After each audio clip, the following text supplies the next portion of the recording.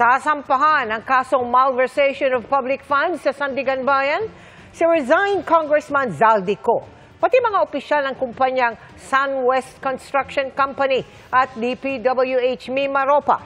Kaugnayan ng 200 milyong pisong halaga ng mga proyekto sa Oriental Mindoro. Nakatutok si Maki Pulido.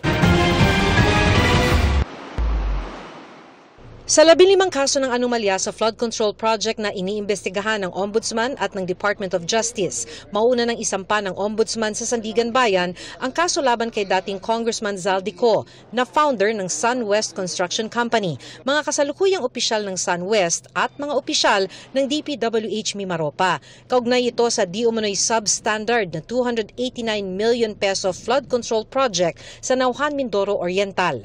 Kasong malversation of public funds ang isa sa maaaring isampa kay Ko at iba pang personalidad nitong linggo o sa susunod na linggo. In absentia, kasi nga, they refused to receive the subpoena, kaya considered waived na yan.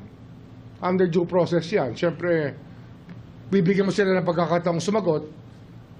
Alam naman natin na umalis na siya, tumakas siya, hindi siya bumabalik.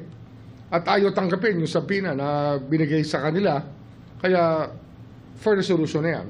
Sa mga naunang pahayag ni Ko, depensa niya, wala na siyang koneksyon sa SunWest dahil nag-divest na siya sa kumpanya mula nang maging kinatawan ng Ako Bicol Party List. Meron tayong dyan pag-aaral sa beneficial interest. Kahit nag-divest, sa kanya pa rin. Sa kanila pa rin. Alam mo, madali magdahilan na nag-divest, pero kung sa kanila pa rin yan, kung sa anak niya nagpunta o sa kapatid niya nagpunta, di prohibited interest pa rin yun. Bawal pa rin yun.